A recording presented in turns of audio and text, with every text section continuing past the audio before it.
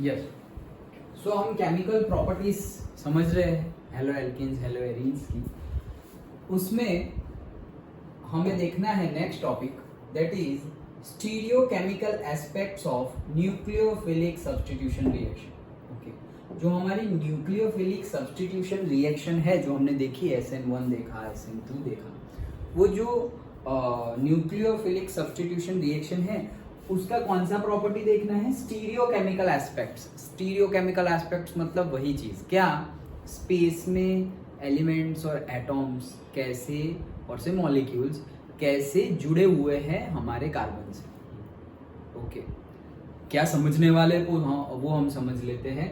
तो जो हमारा न्यूक्लियोफिलिक सब्स्टिट्यूशन रिएक्शन था वही है, इसमें कोई चेंज नहीं है।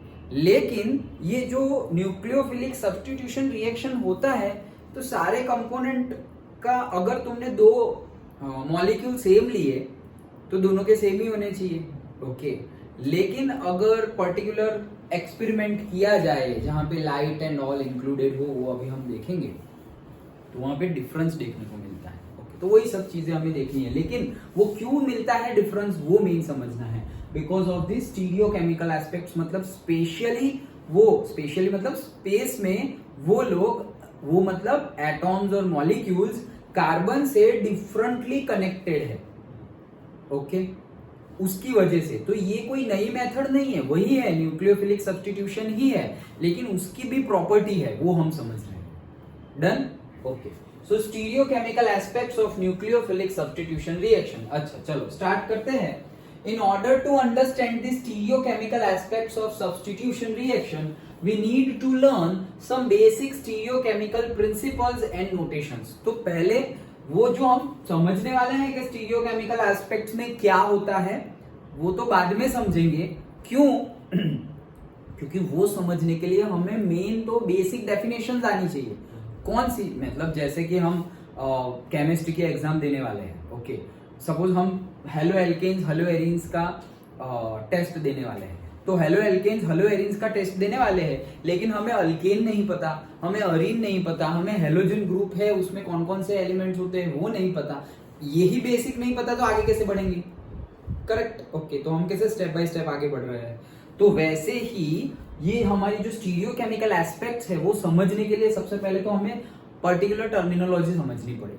तो पहले टर्मिनोलॉजी समझते हैं, फिर उसका यूज ये stereochemical aspects of nucleophilic substitution reaction में कैसे हो रहा है वो हम देखेंगे। डन?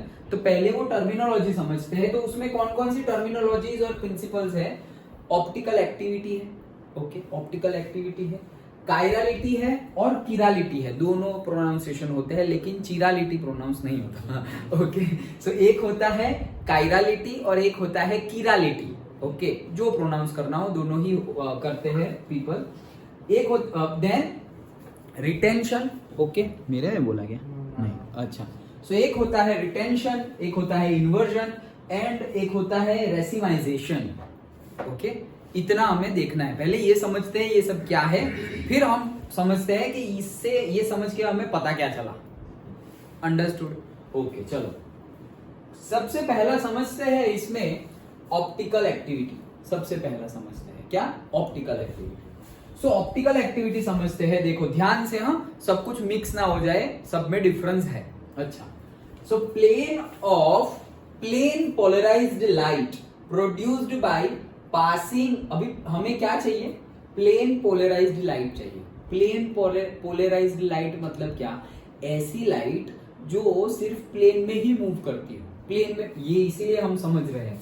कैसी लाइट? सपोज ये मेरा प्लेन है, ये x है और ये y है, तो मुझे ऐसी लाइट चाहिए जो सिर्फ x और y में ही मूव करती हो। तो ऐसा कैसे पॉसिबल है? लाइट तो हर डायरेक्शन में, ये बल्ब है तो सभी डायरेक्शन में लाइट देगा ना भाई, रेज सभी डायरेक्शन में जाएंगे। एक प्लेन में ही x और y में ही कैसे जाएगा? z में क्यों नहीं जाएगा? ओके, सो हम चाहिए क्या है? प्लेन पोलराइज्ड लाइट, मतलब एक ही प्लेन में। मतलब सपोज ये y में गया, ये वापस x में गया, ये देखो इतना x में गया, फिर y में, फिर x में, फिर y में, फिर x में, फिर y में, x में, मतलब yx yx yx yx, मतलब y हो रहा है y अप y डाउन, लेकिन y अप y डाउन में ही हमारा x आगे बढ़ रहा है। तो ये एक ही प्लेन में बढ़ रहे हैं x और y में, ये लाइट ऐसे ही बढ़ रही है आगे। समझ में आया? इसको बोलते हैं प्लेन पोलराइज्ड लाइट। लेकिन ये लाए कहाँ से? हमारे पास तो ऐसी कोई लाइट नहीं है ओके कि उसमें से सिर्फ एक ही प्लेन में लाइट निकले। वो तो भाई यहाँ भी ये लाइट तो यहाँ भी आएगी ना, बाहर भी निकलेगी, पीछे भी जाएगी, सब कुछ होगा ओके।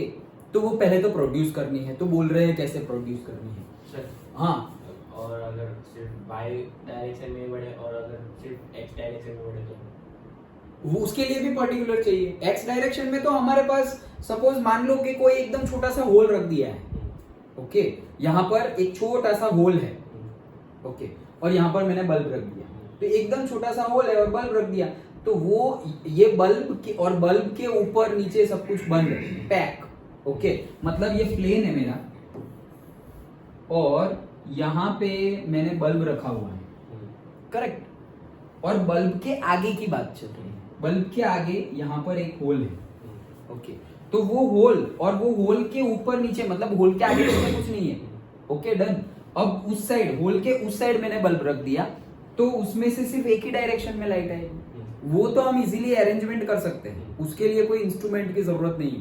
क्यों? क्योंकि एक होल ही तो चाहिए ओके। जैसे कि ये हमारा डोर है ओके, हमें एक ही डायरेक्शन वाली लाइट चाहिए, तो हम क्या करेंगे, इसमें सिर्फ एक होल कर दिया तो वो ऐसे एक ही डायरेक्शन में जाएगी, क्योंकि वो होल है उसमें से ही लाइट उस साइड जाएगी, अदरवाइज नहीं जाएगी ओके डन। सो अभी हमें कौन सी चाहिए? प्लेनर चाहिए, कि प्लेन में मूव कर रही हो वैसी लाइट चाहिए ओके। सो कैसे प्रोड्यूस करेंगे? Plane of plane polarized light, मतलब ये plane of plane polarized light कैसे प्रोड्यूस की? Produced by passing ordinary light. Ordinary light को पास करना है किस में से? Through Nicol prism okay. तो निकोल प्रिज्म में से हमें ये ऑर्डिनरी लाइट पास करना है ओके।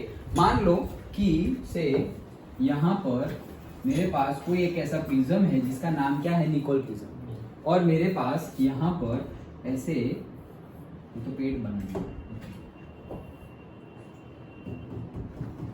लाइट है डन। तो ये लाइट तो सब जगह जाएगी, लेकिन ये प्रिज्म में से जो जाएगी और फिर यहां पर जो आएगी वो कौन सी होगी? प्लेन वाली, मतलब एक्स और वाई में ही मूव होगी, वैसी लाइट हमें मिलेगी ओके। हम क्या पढ़ रहे हैं जूमी? Stereochemical aspects of nucleophilic substitution reaction पढ़ रहे हैं ओके। सो हमें ये प्लेन पोलराइज्ड लाइट चाहिए थी, वो हमारे पास है नहीं, तो हमारे पास ये जो नॉर्मल बल्ब था, वो नॉर्मल बल्ब मतलब नॉर्मल लाइट को हमने पास किया निकोल प्रिज्म में से डन ओके। सो निकोल प्रिज्म में से पास किया and is rotated when it is passed through the solution of certain compounds, मतलब कि एक पर्टिकुलर कंपाउंड हो तब वो रोटेट करता है, and such compounds are called optically active compound okay. मतलब क्या है देखो समझो, ये प्लेन पोलराइज्ड लाइट मिल गई तुम्हें ओके। फिर एक पर्टिकुलर अगेन इंस्ट्रूमेंट होता है जिसको हम बोलते हैं पोलैरिटी ओके। सो यहां पर तुमने जो भी तुम्हारा सब्सटेंस है ओके, ये लाइट अभी इस साइड जितनी भी लाइट आएगी प्लेन पोलराइज्ड ही आएगी। हाँ, ये फिगर गिवन नहीं है, लेकिन हम बनाने की ट्राई कर रहे हैं कि ऐसा कुछ होगा ओके। अब मेरे पास ऐसा समझो कि मैंने मिथेनॉल ले लिया और से व्हाटएवर कुछ भी लिया है, अभी सिर्फ समझने के लिए बोल रहे हैं ओके। मिथेनॉल लिया या ग्लूकोज लिया, कोई भी लिया, तो एक कंपाउंड लिया, मतलब सेम अमाउंट में लिया है, से 100 ml में मैंने 1 स्पून ग्लूकोज डाला हुआ है ओके, कॉन्सेंट्रेशन सेम है। दूसरे ग्लास में भी 100 ml में वाटर में मैंने 1 स्पून ग्लूकोज डाला हुआ है, सेम ओके, सब सारे कॉन्सेंट्रेशन सेम, सब कुछ ग्लूकोज का भी पर्टिकुलरली सब कुछ ही सेम है, मतलब 2 सॉल्यूशन है मेरे पास, दोनों की सारी प्रॉपर्टी सेम है, एवरीथिंग सब कुछ ही सेम डन, सब कुछ सेम। अभी मेल्टिंग पॉइंट, बॉइलिंग पॉइंट, ये वो सब कुछ सेम ही है उसका, क्योंकि सब कुछ ही सेम रखा हुआ है, हमने इंटेंशनली रखा हुआ है। अब एक लिया मैंने और ये यहां पर रख दिया, वो लिक्विड रख दिया। अब ये लाइट इसमें से पास हो रही है, तो वो लाइट पर्टिकुलरली से इस डायरेक्शन में रोटेट कर गई, सीधी नहीं गई, यहां से पास होके क्या कर गई, रोटेट कर गई डन। अभी मैंने दूसरा लिया, तो दूसरा भी सेम ही है, सब सारी कैरेक्टरिस्टिक्स हमने सेम रखी है, फिर भी वो ऐसे ना गया, सीधा ना गया और वो ऐसे मूव हुआ। समझ में आया? तो ऐसा क्यों हुआ भाई, यही क्वेश्चन है। ये एक एक्सपेरिमेंट है और एक्सपेरिमेंट के बेस पे ऐसा हुआ, तो ऐसा क्यों हुआ वो हम जानने की ट्राई कर रहे हैं। डन? कि सब कुछ सेम लिया है भाई, मतलब सपोज एक हमने ले लिया है मिथेनॉल, ओके, सो CH3OH, दूसरा भी CH3OH और सेम कॉन्सेंट्रेशन लिया हुआ है, से 1 मोलर और क्वांटिटी भी सेम ली है, से 10 ml, same quantity, same concentration, सब कुछ सेम, ओके, और यहाँ पर रख दिया। तो एक बार ये जो हमारी प्लेन पोलराइज्ड लाइट है वो क्लॉकवाइज घूम रही है, और दूसरी बार जब वही सेम मॉलिक्यूलर स्ट्रक्चर, सब कुछ सेम, वो लिया, सेम क्वांटिटी, सेम कॉन्सेंट्रेशन, तो वो लाइट उस साइड घूम रही है, मतलब एंटी क्लॉकवाइज घूम रही है। ऐसा रोटेट हुआ, वो घूमी मतलब रोटेट हुआ, ओके। ये जो क्या रोटेट हुआ, लाइट रोटेट हुई। तो इसको अब मैं फिर से पढ़ता हूं, देखो प्लेन ऑफ, ये पूरा प्लेन है। So plane of plane polarized light produced by the ordinary light passing through the Nicol prism is rotated when it is passed through the solution of, यहाँ solution है, when it is passed through the solution of certain compounds, तो वो rotate हुई। Such compounds are called optically active compounds। तो ऐसे compounds को हम क्या कहेंगे, ऑप्टिकली एक्टिव कंपाउंड। अगर मैंने कोई सॉल्यूशन लिया, यहां पर रखा और लाइट पास की, और लाइट जैसे जा रही थी वैसे ही चली गई, कोई फर्क हुआ नहीं, तो फिर हमें उसको ऑप्टिकली एक्टिव नहीं बोलेंगे, सिंपल है। डन?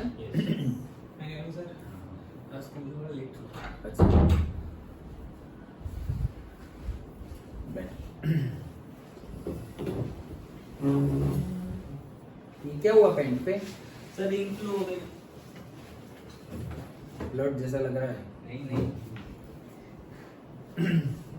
हाँ चलो, सो ऑप्टिकली एक्टिव कंपाउंड मतलब, जो ऑप्टिकली एक्टिव मतलब क्या, जो लाइट के कांटेक्ट में आने से कुछ चेंजेस शो कर रही है, ओके, तो वो है हमारा कंपाउंड, कौन सा, ऑप्टिकली एक्टिव। अगर लाइट के कांटेक्ट में आने से कोई चेंज ना हो कंपाउंड में या लाइट में, तो वो ऑप्टिकली डी एक्टिव है। डन? ओके, तो ऑप्टिकली एक्टिव कंपाउंड क्या है वो हमने समझा। अब ये समझते हैं, देखो, the angle by which the plane polarized light is rotated is measured by an instrument called polarimeter, okay.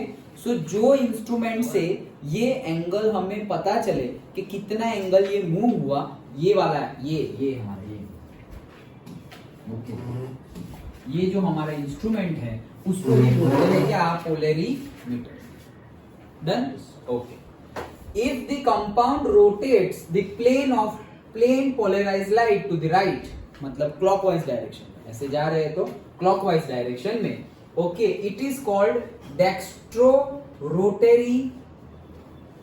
अलग अलग नाम है, पहले एक नाम समझो। क्या, अगर राइट हैंड साइड में मूव हो रहा है और से क्लॉकवाइज डायरेक्शन में मूव हो रहा है लाइट, तो रोटेट हो रहा है, मूव हो रहा है मतलब रोटेट हो रहा है, तो उसको हम क्या बोलेंगे, डेक्स्ट्रो रोटरी। तो फिर से डेक्स्ट्रो रोटरी। डन? तो अगर राइट हैंड साइड में और क्लॉकवाइज डायरेक्शन में जाएगा, सो उसको बोलेंगे हम डेक्स्ट्रो रोटरी, और दी डी फॉर्म, और दूसरा नाम क्या, D form, and is indicated by placing a positive sign before the degree of rotation. मतलब जितना भी डिग्री ऑफ रोटेशन हो उसको हम पॉजिटिव साइन से शो करेंगे। मतलब अगर हमने +30 लिखा तो क्या समझेंगे हम कि 30 डिग्री क्लॉकवाइज डायरेक्शन में वो मूव हुआ है। अगर -30 लिखा तो हम समझेंगे 30 डिग्री एंटी क्लॉकवाइज डायरेक्शन में मूव हुआ है। इसको क्या बोलते हैं, डेक्स्ट्रो रोटरी। और ये कंपाउंड को क्या बोलते हैं, डेक्स्ट्रो रोटरी कंपाउंड और डी फॉर्म कंपाउंड, और से +D कंपाउंड। Okay, done? चलो, then if the light is rotated left anti-clockwise direction, the compound is said to be levorotary or L form, and a negative sign is placed before the degree of rotation. Done? Okay.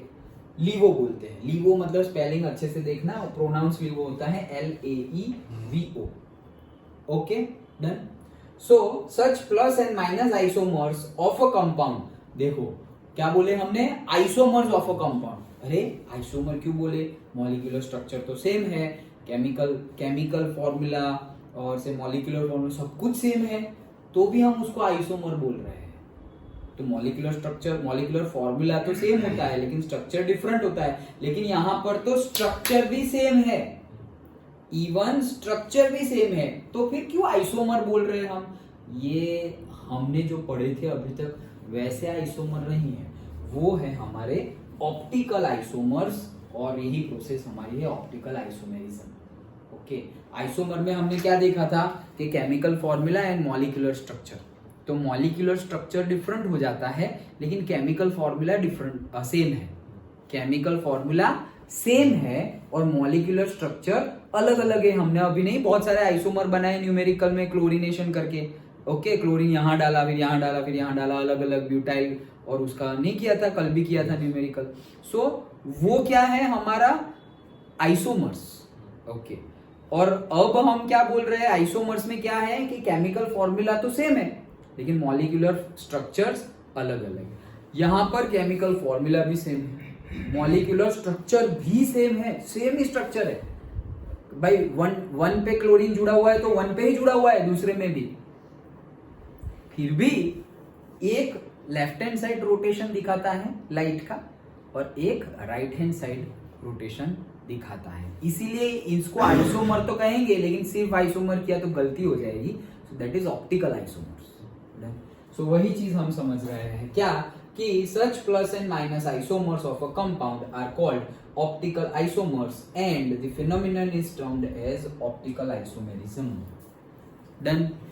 तो पहली terminology हमने समझ ली, कौन सी, optical activity. हम समझ रहे हैं stereochemical aspects of nucleophilic substitution reaction. So जो न्यूक्लियोफिलिक सब्स्टिट्यूशन रिएक्शन है उसकी स्टीरियोकेमिकल एस्पेक्ट्स हम समझ रहे हैं, मतलब कि जो स्पेस है उसमें पर्टिकुलर एलिमेंट और मॉलिक्यूल कैसे जुड़े हुए हैं और वो कैसे जुड़े हुए हैं और सब सेम है या उसमें डिफरेंस है, वो हमें समझना है। लेकिन वो समझने से पहले उसका बेस हमें पक्का होना चाहिए। तो बेस के लिए कई टर्मिनोलॉजीज हमें समझनी है ये वाली, और उसमें पहली टर्मिनोलॉजी हमने समझ ली है क्या, ऑप्टिकल एक्टिविटी। तो ऑप्टिकल एक्टिविटी में हमने क्या देखा कि भाई लाइट पास करो, कौन सी लाइट है, नॉर्मल लाइट है, नहीं नॉर्मल लाइट नहीं है, प्लेन पोलराइज लाइट है। ये कहां से लाए भाई, निकोल प्रिज्म होगा ना, उसमें से नॉर्मल लाइट पास करो। जो हमारी नॉर्मल लाइट होती है, नॉर्मल लाइट रेज होती है, वो निकोल प्रिज्म में से पास करो, तो उसके बाहर वो निकोल प्रिज्म में से जो बाहर निकलेगी लाइट वो प्लेन पोलराइज लाइट होगी, मतलब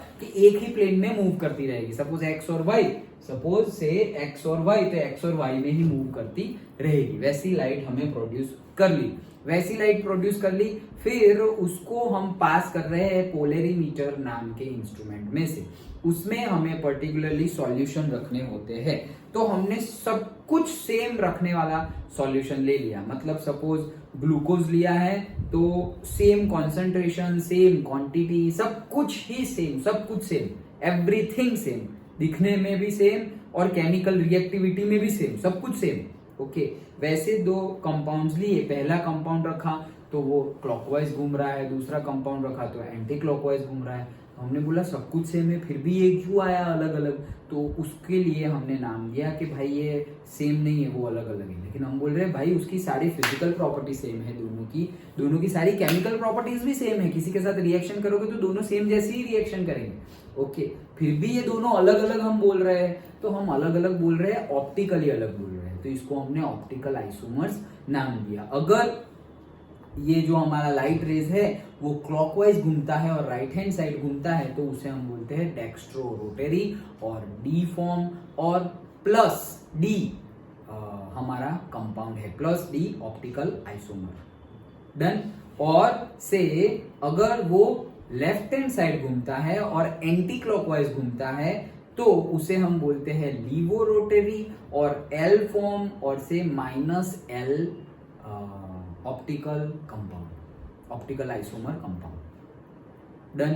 ओके, याद रखने के लिए सिंपल, लेफ्ट साइड में L, LL, तो लेफ्ट साइड में लियो और राइट साइड में डेक्स्ट्रो। ओके, एल याद रखो, एल। लेफ्ट साइड मूव होगा मतलब ऐसे जा रहे हैं और लेफ्ट साइड मूव हुआ, यही लेफ्ट साइड हुआ ना, अगर ऐसे है तो ये लेफ्ट और ये राइट। ओके, तो ऐसे जा रहे हैं, लेफ्ट साइड मूव हुआ तो लीवो और राइट साइड मूव हुआ तो डेक्स्ट्रो। डन। ओके चलो, तो ये पहला हो गया हमारा ऑप्टिकल एक्टिविटी। दूसरा समझते हैं हम, दूसरा है हमारा मॉलिक्यूलर असिमेट्री।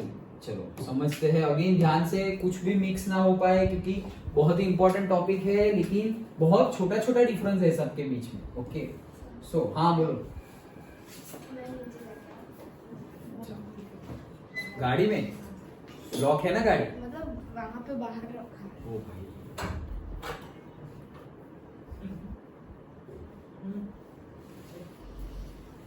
इसे तो बंद कर लो सर। दूसरे में दूसरा दे ले। अच्छा चलो,